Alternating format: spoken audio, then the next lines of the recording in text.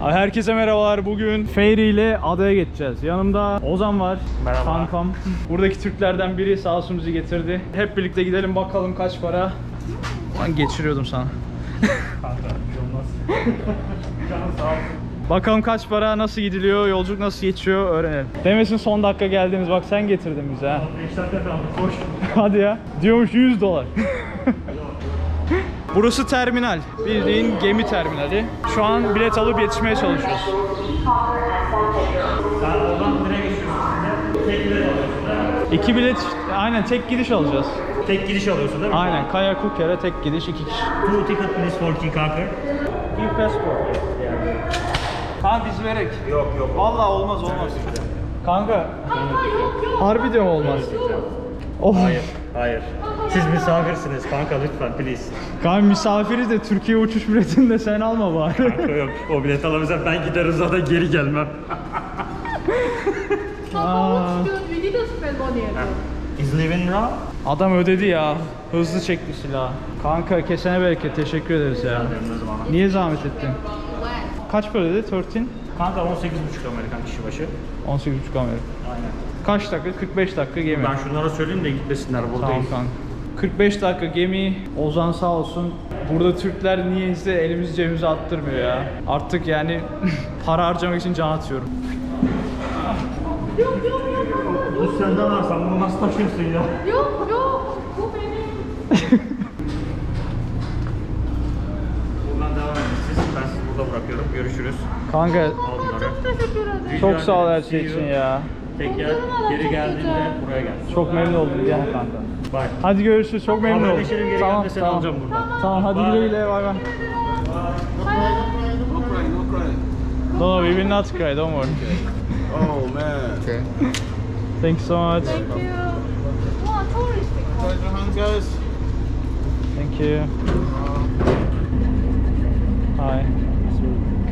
Böyle bir yer. Is it okay? Yeah.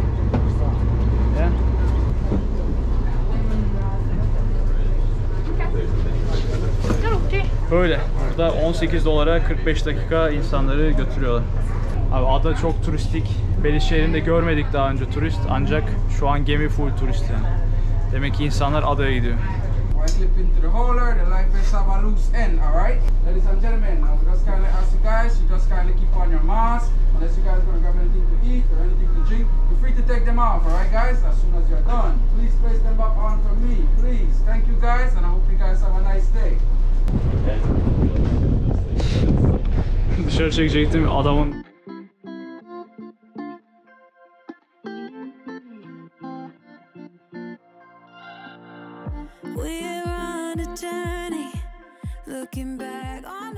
Burası Belize'de yapılabilecek, yani gidilebilecek en iyi ada ve zaman geçirebilecek tek yer belki de. Ve 2 yer. Şehirde bir şey yok ama gördünüz. Uçak yolculuğu da var. Uçak 8 dakika sürüyor ancak gemi 45 dakika. Tekne 45 dakika.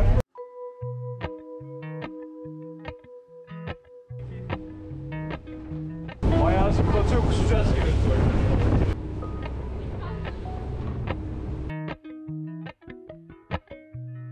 Appalachian sunrise meets my skin.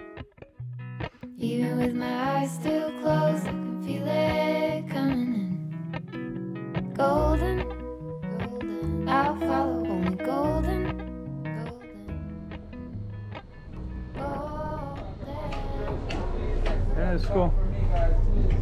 Vardık, iniyoruz. San Pedro esto. Oh. Thank you. Come ya. Very nice. Ha, buraya Kikogal diyorlar.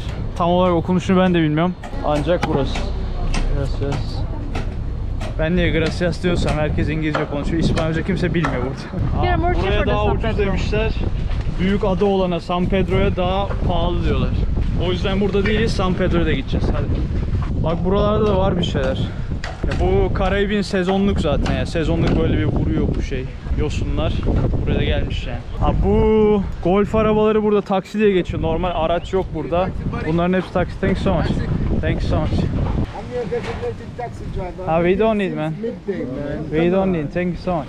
Ha, burada maske cezası var bütün adada ve Beliz'de. Takmazsan $250 kesiyorlar bildiğin. Yani şu böyle inmeyecek. Polis görürse geçiriyor. Biz indiriyoruz ama indirmememiz lazım. Neyse, ada çok güzel. Bir ucundan bir ucu 1 kilometre. Şu an gideceğimiz, kalacağımız otel 100 metre uzaklıkta. Yani şuradan böyle 100 metre gideceğiz. Oralarda bir yerde bir otel var. Burasıdan tuk taksiler var ama taksi gerek yok. Çünkü bu ada çok küçük ada. Herkes yürümeyi edebilirim. İnternetten araştırdım. Gerçekten adada şey yok. Araba hiçbir şekilde yok. Sadece yürüyüş ve golf araçları var böyle. Bunlara taksi diyorlar. Golf araçları $5 tutuyor adanın bir ucundan diğer ucuna. Sadece $5. Efsane. Burada 2 gün takılalım diyoruz. Baya güzel. Yani Beliz'de gelinebilecek en güzel yerlerden biri burası. San Pedro burası, bir de Blue Hole var. Hepsine gideceğiz. Bu ada çok küçük ada. Bu sebeple burası da climber da yok. Bu sebeple burası çok güvenli. En güvenli Beliz'deki bu ada. This island is called Backpackers Hometown. Aynen, burası sırt çantalıların, yani bizim gibilerin takıldığı yer. Bir tık daha ucuz San Pedro'ya göre. Beliz'e göre daha ucuz. Suç diye bir şey yok zaten burada. Ada yani. Burada suç muç yok. Bak burası sokak. Hakikaten burası bir sokak. Burada snorkelingler var işte. Bu vatozlar kıyıya vuruyor. Köpek balıkları falan geliyor, zıplıyor. Yunuslar, her bir şey var burada. Çok ilginç bir yer. Gidelim önce bir yerleşelim. Ondan sonra keşfe çıkalım. Tatlılığa bakar mısın ya? Golf arabaları geçiyor buradan böyle. Çok ilginç değil mi? Bu arada kalacağımız yer burası. Geceliği $25 burada. Bir oda sadece. Tuvaleti var, o kadar. Başka bir şey yok. Evet, sana bağlı. Ya burası da kaldığımız yer. Normalde tek yatak tuttuk ancak kadın şey dedi. Gelin size 2 yataklı oda vereyim dedi. Zaten turist hiçbir şey yok. Gelin burada kalın dedi. Klima var, tuvalet var falan filan derken geceliği $25. Adada gayet güzel. Abi şu an Havse Kakakuki Kake Kika. Ben söyleyemiyorum, yazılışında hani Kaye diye yazıyor. Kaye. Kukukel mi, öyle bir şey yazıyor. Kaye English Koker. accent is Kai Koker, but in this area, everything Burada is this area. Kokukel'de. Kikoko. Neyse, Kikoko'nun şurası deniz abi. Şu sokağın sonu deniz. Şöyle git, şu sokağın sonu deniz. Yani gözüküyor buradan iki denizin başı ve sonu. İki deniz. Aynı deniz yani. Adanın sağ Şurada ve solu. deniz, şurada deniz, şurada Her deniz, yer deniz. şurada deniz. Let's go de. Bak böyle turistik bir şeyler satıyorlar. Çok güzel, çok beğendim aslında. Acayip turistik. Bir tane adam bir şeyler satayım mı falan dedi. Yok dedim, biraz yürüyelim, daha yeni geldik falan dedim. Dedi tamam, keyfine bak dedi, sıkıntı yok dedi, sorun yok dedi. Yürüyün gelin, alırsanız alırsınız dedi. Hi. Hello. Hello. Bob Marley. Yeah, you're good. How about you? Your style is so cool. He say you are cool. Okay. Thank you. Maybe tourists also can rent this car too. Yeah. But we don't need because it's so small island. Yok, biz yürümeyi seviyoruz zaten, o yüzden bize hiç gelmez. Yani şuradan şuraya abi 500 metreye golf arabası ne yapacağım? $5 veriliyor bir de. Ki zaten benim ne yapacağım? Bütün zaman bizim burada, 2 gün buradayız.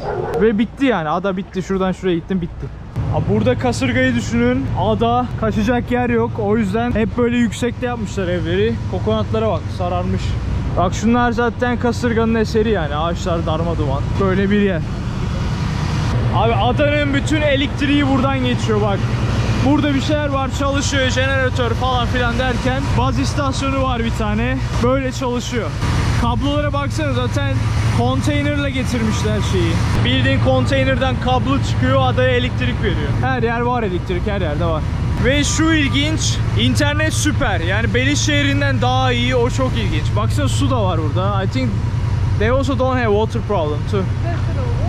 Bak su da var aynen. Şeye, o ulaştırma işini iyi yapıyorlar. Gemilerle falan, teknelerle, kola dolu, bira dolu. Ucuz yani. Even internet, even shipping, even price, everything is better than Belize. But so small köy. Çok küçük köy. Doğru, internet yok, ne yapacağım orada diye düşünmeyin. Baksanıza, petrol ofisi bile var yani. Her şeyi yapmışlar buraya. O yüzden rahat. Burası da adanın bir ucundaki kıyı. Öyle diyeyim. Buranın sahili de çok güzel. vatozlar geliyor, köpek balıkları falan derken şuraya sanırsam ağır şeyleri getiriyorlar yani böyle. Industrial area.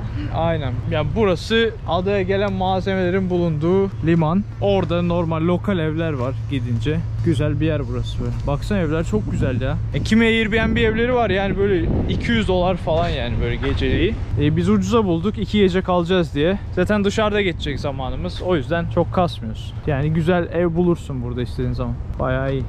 Baksana kokonat ağaçları falan böyle küçük küçük. Bunlar hep kokonat. Normalde yüksek olur, bu bildiğiniz biraz bıldırcın. Yengeç çok meşhur, bak yengeç delikleri falan, şunlar hep yengeç deliği. Mavi ayaklı garip bir yengeç var burada. Onu da yiyorlarmış, kara yengeci, ama yiyorlarmış burada. Burada da böyle favela tarzı evler var ama ada evi yani. Tehlikeli olduğunu düşünmüyorum, gayet normal evler adada bu şekilde. Burası adanın ana yolu. Şu yolun sonu havalimanına gidiyor. Yani 1 kilometrelik adada havalimanı var abi. Bunların uçakları fırfırlı, pervaneli böyle. Hemen iniyor, kalkıyor, götürüyor. 8 dakikada varıyorsun diyor Belize şehrine. 8 dakikaya. Kaldır indir derken 10 dakikayı buluyor işte. Evlerde böyle, hayat böyle adada. Burası da rahat. Even there's no security and people face also more relaxed. I really like here. Much more better than Belize City. Bir polis istasyonu gördük de burada sanmıyorum ben suçmuş olacağını. Çünkü bayağı adayı turistlere bırakmışlar yani. Böyle evler var işte. Bu evlerde de ada hayatı geçiyor. Tahtadan bir şekilde. Zaten sıcak, tropikal iklim, tehlike yok, bir şey yok. Böyle insanlar yaşıyor burada. Abi adada yaşam var ya. Ben tamamen turist diye düşünüyordum. Baksana, yavaş git okul bölgesi diyor. Yani burası bir okul. Yani bildiğin adada yaşayan bir nüfus var yani. Adalılar var. Böyle bir okul yani. Abi bir de böyle turiste aç ülkelerde şey var. I'm safe yazmış. Yani güvenliyim, aşı oldum gibisinden. Gelsin turist diye. Ancak adam kapıyı kapatmış. Turist yok. Turist gerçekten çok az yani. Adada şu an 20 turist falanızdır yani. 3-5 kişi gördüm öyle. Evler kapalı. Kimse yok. Garip bir yer. Ama güzel. Yani sezon olduğu zaman buralar tıklımmış, doluyormuş. Bayağı iyiymiş yani. Adanın en güzel bölgesini mezarlık almış. Baksana adada ölen kişi sayısı 20 falan yani. Burada haç, gördüğünüz haçlar mezarlık. Burası adanın mezarlığı. 20-25 kişi falan yani. Zaten dediğim gibi Belize'in bağımsızlık ilan etme tarihi 1981 yani çok düşük. O yıldan sonra böyle hani toparlandıklarını düşünürsek ya 30 yılda 25 kişi ölmüş adada yani, öyle düşün. Adada meyveler de var garip ve burası bir çamaşırhane. Normalde böyle teslim ediyorsun, Latin Amerika kültürü. $5 işte kilosu artık neyse makinası yıkıyor veya $3 $2 yıkıyor. Ancak ne turist var ne bir şey. İnsanlar da elde yıkıyor. Hani ki milletin 2 tane donu var adada yani. Giymiyorlar bile, herkes çırılçıplak. Bir atlet, bir tişört geziyorlar benim gibi. Guest house. Burada insanlar kalıyor falan, turistler. Çökmüş yani ada ya. Belize'de yani turizm gerçekten bitmiş. Sınırdan geçişimizde de gördünüz zaten nasıl zorluyorlar. Devlet de aç.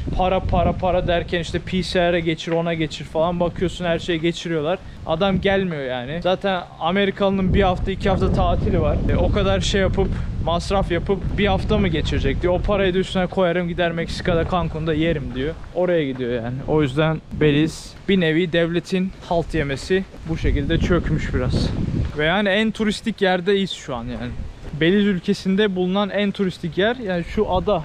Burası. Korktum, bisikletli siyahi abiler geçince ürküyorum, kameramı çalacaklardı. Brezilya'dan alıştık. Korkuyor musun? Ya eski. Bicycle'dan çok korkuyorum. Böyle burası böyle bak, kapalı, her yer kapalı yani.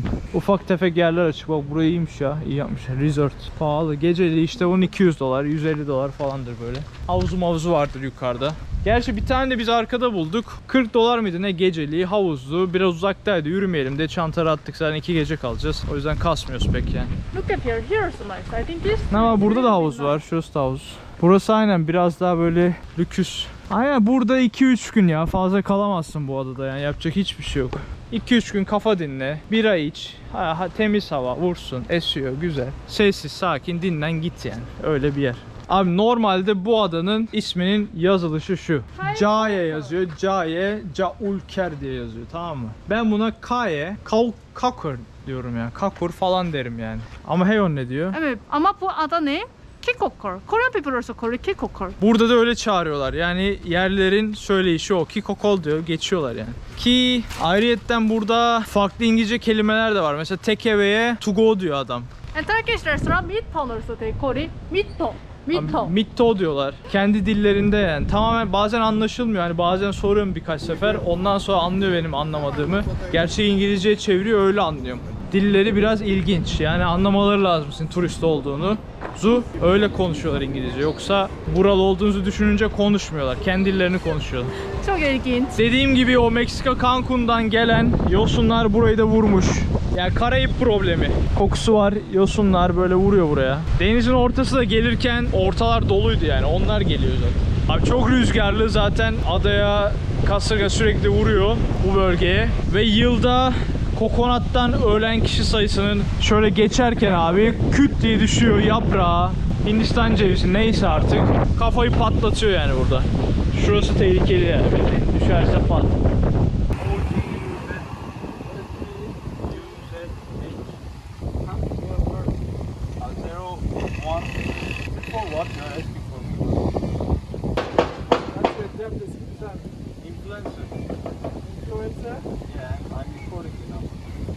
YouTuber.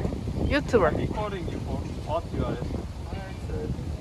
Just drink water. You don't have the water in your hand. I just give her. I have no camera. I come from there. Don't put the camera in my face. Please. Don't put the camera in my face. Okay, sorry. I just want to know what You were walking earlier with your mask. was like, you know, Yeah, it's like once you're on a golf cart, those are not wear the mask. Once you're on a bicycle, you don't gotta wear the mask. As long as you're walking on a public street, you gotta wear the mask. Right now, you're not wearing the mask properly again. Did you see me how my mask looks like? It was exactly like this. That's right, it's not wearing your mask properly. But It's an offense. It's not different than yours right now. When you're on a golf cart, you do not gotta wear the mask. We were alone there, you know, it's my girlfriend, we slept together. We were alone just in there and come to street and put my mask like that. Exactly. So is there any problem? It's an offense. It's a dictable offense. So what we should do now? Huh? What we should do? You don't take it off your station. I can give you a warrant and let you off. So for $500 police, you gotta put your helmet when you get in the country. Bro, I saw just 100 people just now walking around with that mask. Sir, I didn't see that. Sorry. You should check out. But I didn't see that. You're gonna make me pay for this. Just a few centimeters, you know. We gotta be careful. Sorry Oh, for yeah, it. we're gonna be careful. Yeah, we didn't know that even. We just come yesterday to Ireland. Just came to the island yesterday. And I saw the people, nobody have masks. Even I was thinking maybe it's Because not there are allowed. rules and regulations that apply, sir. When you're on a golf cart, you not gotta wear a mask. See? They're on a golf cart, you don't gotta wear it. You're on a bicycle, you don't gotta wear it. As long as you're on a public street, you gotta wear the mask, sir. I'm not the one who makes the rules. I wanna apply it, you know? I wanna enforce it. And what you are doing is an offense, that you do not have the mask wear properly. Okay, we gotta be careful. Sorry. Sorry for Alright, so just give me your information and let me serve as a warning. Next time I try to do this, Okay, sorry. Just be notified to us. Yeah. At Sorry. least we got information. Yeah, we didn't know this information. How about workers there? Nobody have masks. Just looking okay. around. Since you guys are not aware of the rules and regulations here, right? As long as you're on a golf cart, Okay. once you're in a Sorry. I just want to hear you. rules, you need to keep your distance. Okay. 6 feet. Okay. Yeah. Sorry. Alright. You don't need to wear it. Once you're on a bicycle, says you don't gotta wear it. That's okay, sir. Okay. As long as you're walking on a public street, you gotta wear the mask. Okay. How a restaurant or coffee? As long as you have a plate of food in front of you, you're allowed not to have to wear it. Nice. But if table is empty, we should do. Yeah. Once the table is empty, Okay. Thank you so much. Thank you. Have a good day. Abi adamı görüyor musunuz ya? Şöyle dedi, yürüdüğün için şimdi sana $250 ceza yazacağım dedi. Dedim ne $250 ya, saçmalama. Bilgilerini verdi, aldı. İşin ne dedi? YouTuber'ım dedim. So kamerayı soktu Eon böyle gözüne. Kapat da diyemedi. Zaten bana olan tepkisi direkt böyle adın ne, yaşın kaç falan, böyle hani geçirecekmiş gibisinden. Dedim hani ben şu an çekiyorum seni zaten, ne için soruyorsun falan. Baktım toparladı kendini. Anlattı, gülümsedi falan.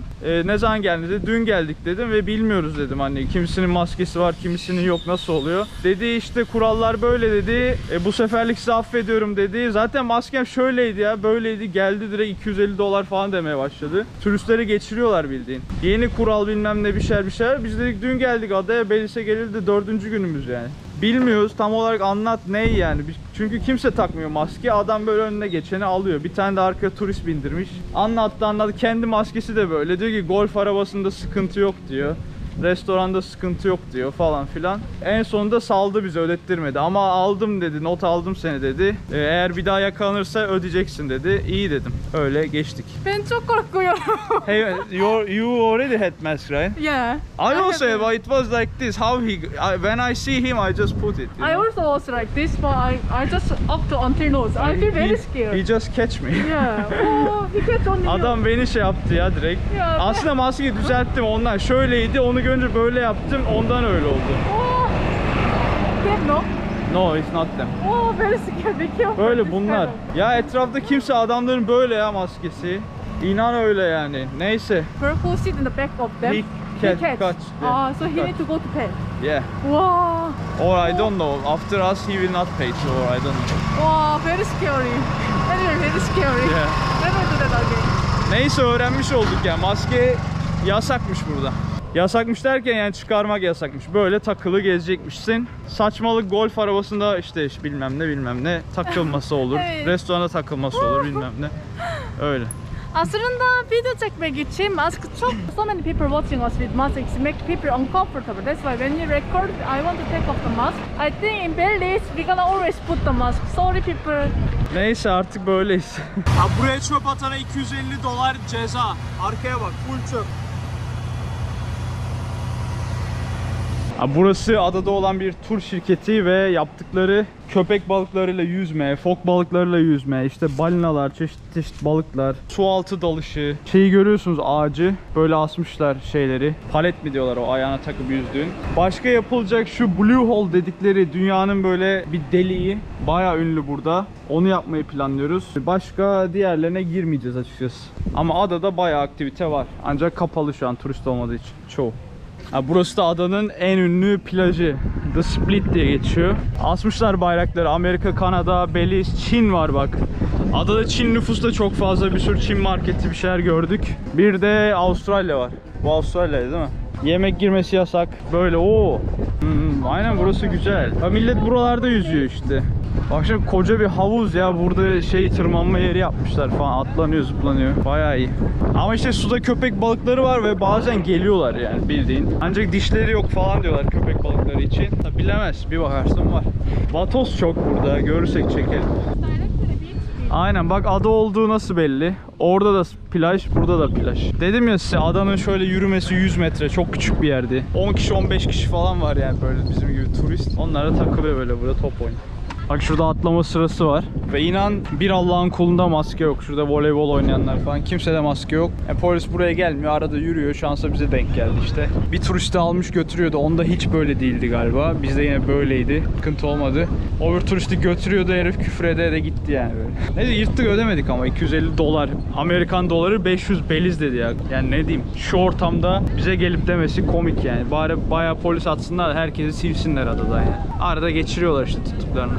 Saçmalık ya, yani Belize'in şu dolandırıcılık olayı gerçekten beni yordu yani ya. Akşam 9'da sokağa çıkma yasağı diyorlar. Millet dolanıyor. Polis görürse ceza kesiyor ama işte polis yok ortalıkta. Kim çalışacak akşam 9'da? Ada yani zaten 100 kişi var, yok. Şehir ayinleri.